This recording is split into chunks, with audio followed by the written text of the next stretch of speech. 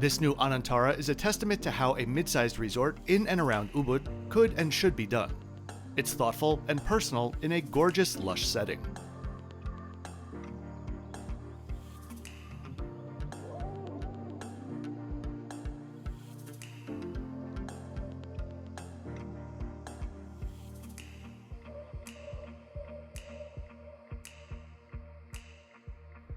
Let me welcome any of you that might be new to the channel. My name is Kevin. I'm here to give you a self-funded and honest look at some of the best, and some of the not so best, airlines and hotels in the world, which I've been bringing to you full-time for the past 4 years. Check out my hundreds of videos, scan the QR code, or click the link in the description to learn more about the channel. This secluded retreat begins now.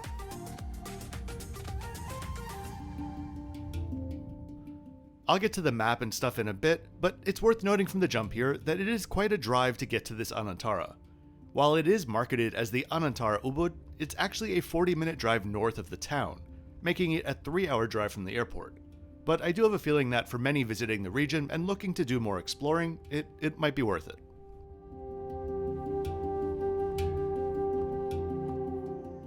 This Anantara has been a long time coming. Originally announced in 2016, it was supposed to open in 2019, but then due to factors related to COVID and other things, it was finally just opened in October of 2024. Throughout the property, there are design cues incorporated from Balinese, Hindu, and Javanese heritage, with some modern Japanese vibes as well. But unlike some other resorts that do the same and feel a bit like a hodgepodge, everything here feels balanced and organic. Walking into the open-air lobby, I need to call out one of my favorite things that I have ever seen in a hotel in Bali. A custom Balinese gamelan incorporated into a kinetic sculpture by artist Aaron Taylor Kuffner, which plays throughout the day and serves as a welcome to all guests. I genuinely wish I could have a smaller version of this, like at home.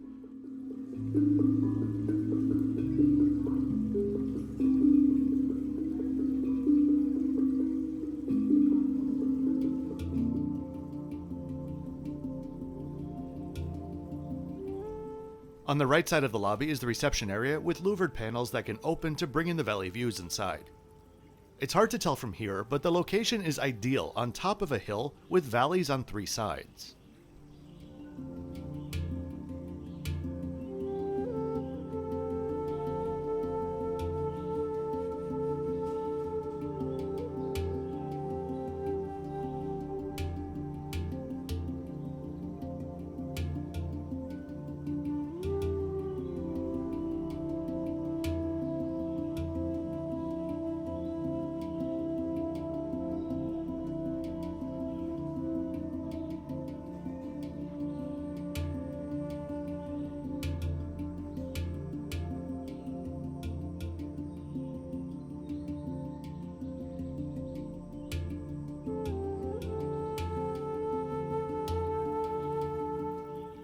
On the other side is the arrival pavilion, which also serves as the all-day bar and lounge.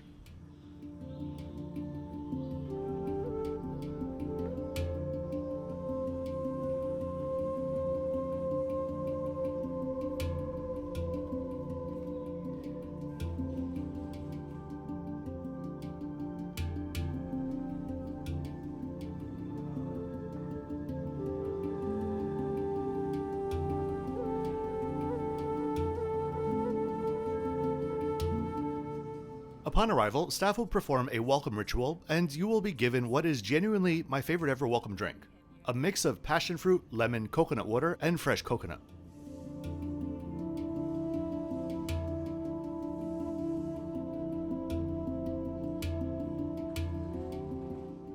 Anantara is a hotel brand with 55 other locations around the world and is part of the Minor Hotel Group. The group opened its first hotel in Pattaya in 1978. With the first Anantara opening in Hua Hin in 2001. It is, of course, a Thai company.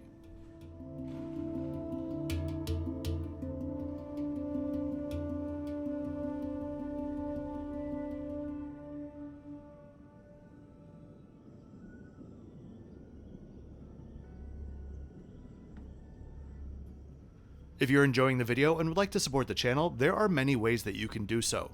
A quick like on the video and subscription helps the videos with the algorithm. You could join my YouTube channel memberships to get early access to some videos and access to all of my community posts. Or you could check out my Patreon where I post the most often and can help you out with any travel related questions. Whatever you do, thanks for doing it.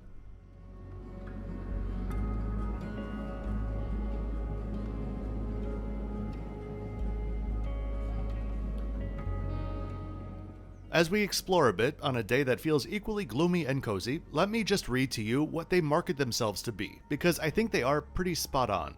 Quote, conveying a profound sense of peace, travelers venturing north of Bali's Ubud to the traditional hillside village of Banjarpuhu in Payangan are rewarded with true seclusion and a slower pace of life as Anantara's brand new resort opens on the Island of Gods. Overlooking untouched hinterland as it unfurls in every direction, the resort's many vantage points from its terraced villas and swimming pools offer a graceful jungle retreat like no other. Unquote.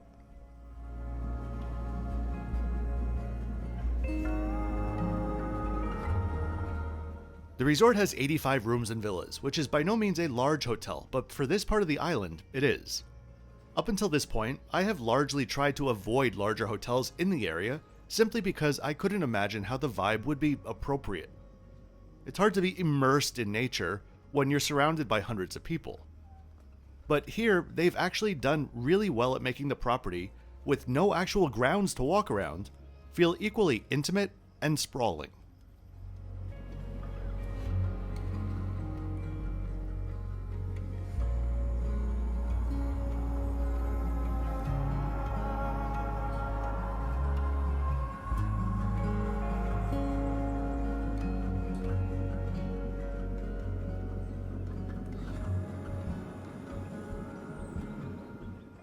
Cantilevered over one side of the resort is the family pool.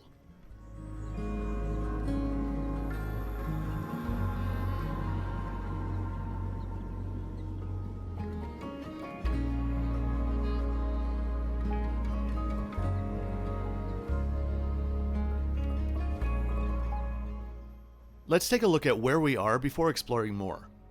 Bali is a deceptively large island with the vast majority of tourist activities happening within 10 miles of the airport, despite the island being 2,200 square miles or 5,800 square kilometers. Today's resort is bringing me as far north as I've ever been in Bali.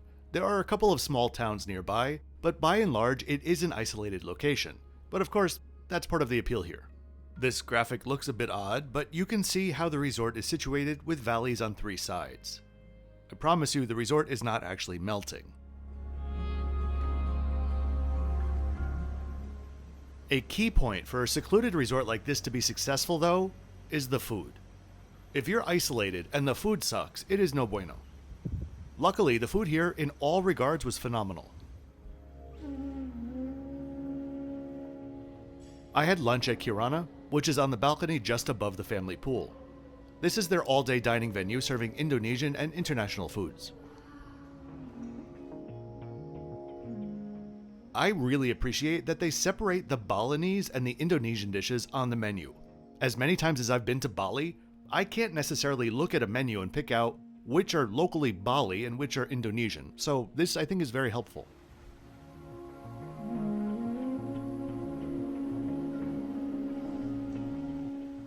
I started out with a shredded chicken and betel leaf dish with a delicious tamarind sauce. These were excellent, 8.5 out of 10. For the main, I had babi Kirana, crispy suckling pig served with young jackfruit lawar, Balinese pork sausage, bumbu guling, and kaffir lime. My expectations for suckling pig will always be high, but this definitely hit the mark. I'll be honest though, even if it wasn't that fantastic, I would have appreciated how committed to the Balinese flavors they were. 9.5 out of 10.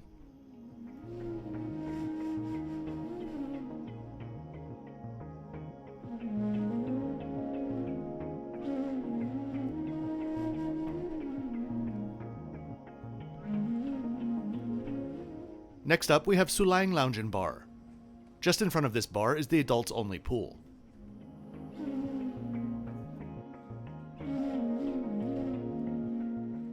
Isn't it wonderful that such a new hotel like this has everything beautifully set up for guests even though it's a gloomy and rainy day and occupancy isn't that high?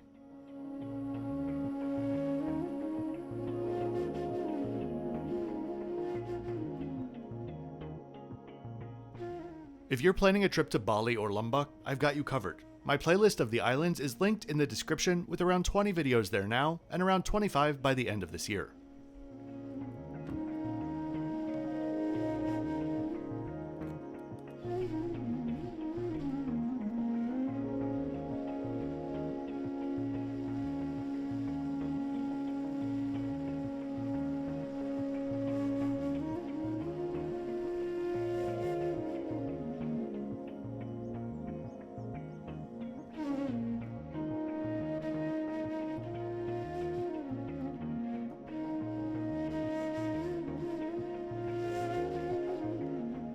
My room is located in the primary building, which is 6 stories high, but the lobby area where we entered is actually the 6th floor. All of the property is below it.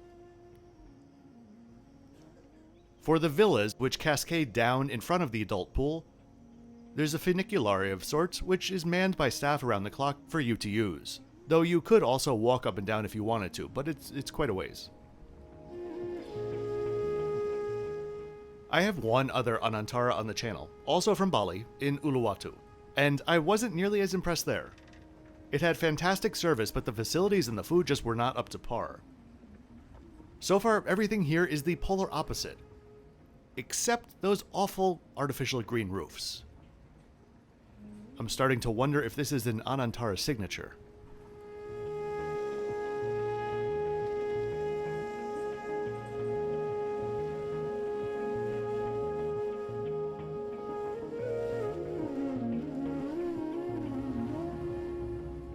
Okay, let's go ahead to my room, which is referred to as a suite, but alas, is not. The whole industry really has to rein in these terms.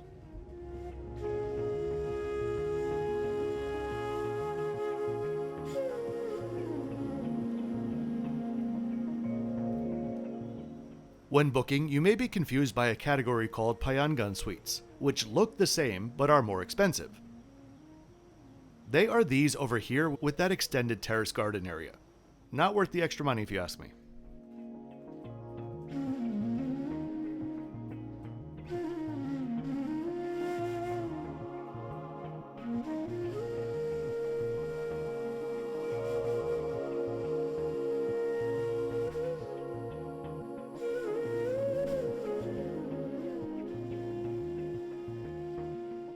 The rooms have a very fresh and neutral feel to them, without feeling generic or bland.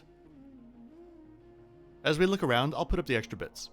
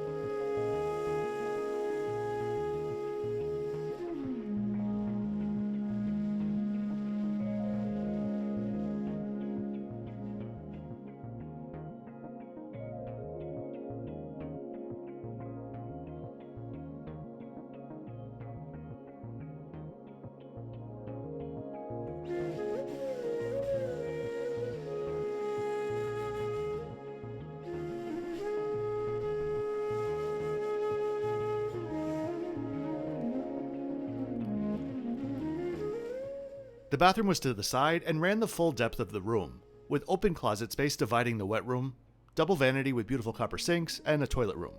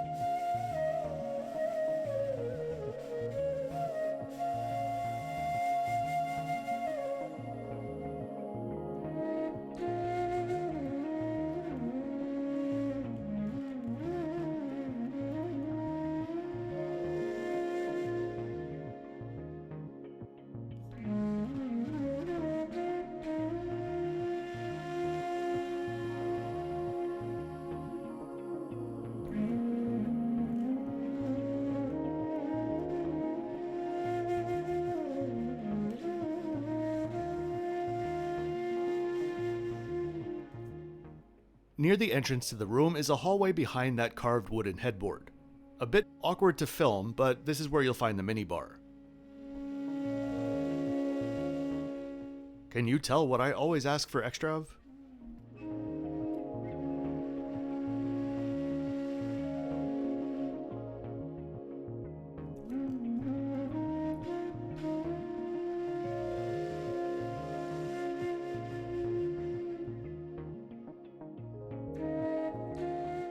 Finally, we have the balcony, which isn't massive but is wonderfully peaceful and lush. My room is facing the opposite side of the adult pool. As you're driving towards the resort, my view is to the right. The family pool would be straight ahead, and the adults pool to the left.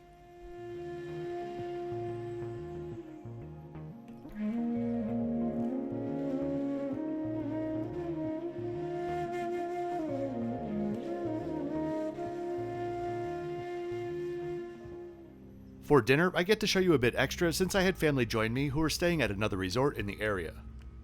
We went to Amerta, which is their higher-end restaurant serving a full range of cuisine with Asian roots.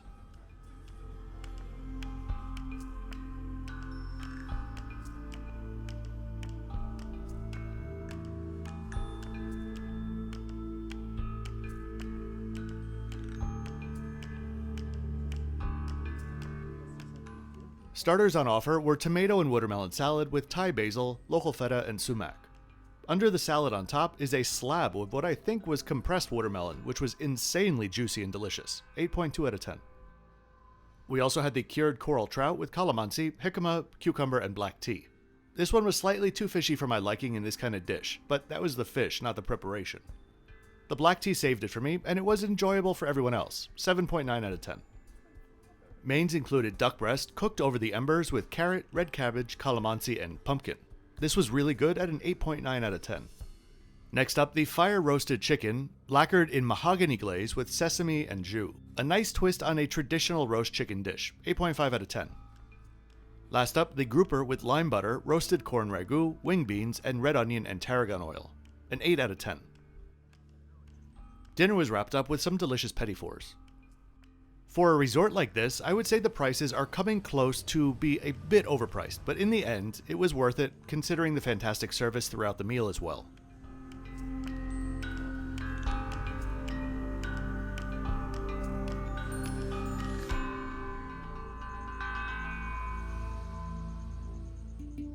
The next morning, I headed back to Kirana for breakfast. Since the resort is newer and they don't have a large number of guests yet, they had a full a la carte menu instead of what will be a buffet in the future. I'm just going to keep that menu up there for a few seconds. It really does have everything. It's segmented nicely and everything was prepared well too. With a menu like this, just keep the a la carte. Like, this is a really good menu.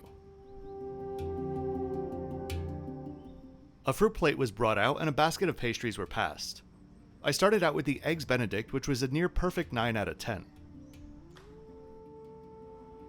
The Bertram muesli was wonderfully tangy and full of fresh and roasted apples, and really rich with almonds and cashews, another 9 out of 10. Last up, the French toast. I mean, can we say night and day from the last resort review that I did? I'll go for an 8 out of 10 for this one. It could have used a bit more of the coconut mousseline and perhaps a touch of maple on the side. After I finished, the chef came around with a French press filled with 15-hour chicken bone broth. Definitely a first for me to see bone broth passed at breakfast, but it was rich and flavorful, and I suppose it does fit the vibe. Overall, breakfast here is coming in at a really good 8. As we take a look at the fitness center and wrap this up, let me talk about the service. The service at the Uluwatu property was incredible. I think I remember saying something in the video like, it felt like they were welcoming you into the family, a level of corniness that I generally don't visit. Here was a different style, but just as in touch with guest needs, and I need to give them a huge shout out for one very specific thing. Asking guests to use WhatsApp to communicate with staff, but then lagging in response time to every single message is a big pet peeve of mine. This is truly the first place that I've been to, in as long as I can remember, that replies were fast, informative, and thoughtful. I reserved a car for after dinner to take my family back to their resort. Simple things like getting a message 10 minutes before the time I requested, quote, I just want to inform you that the driver is already standing by for you at the hotel lobby. Please take your time and enjoy your dinner. He'll be ready for you when you're finished." Unquote. It's just that sometimes resorts get it. You shouldn't need to spend $1,500 a night to get timely and thoughtful service like this. As long as you hire the right staff, good service is free. Props to this property for doing it so well. So, Anantara is back on my list of brands that I definitely want to explore more. I really do hope that you enjoyed this video today. If you did, please be sure to click the like button and subscribe with notifications on so you don't miss out on my twice weekly videos. I'll see you next time on United for what I can't believe I'm about to say was really a pleasant flight in economy. As always, thanks for watching until the end.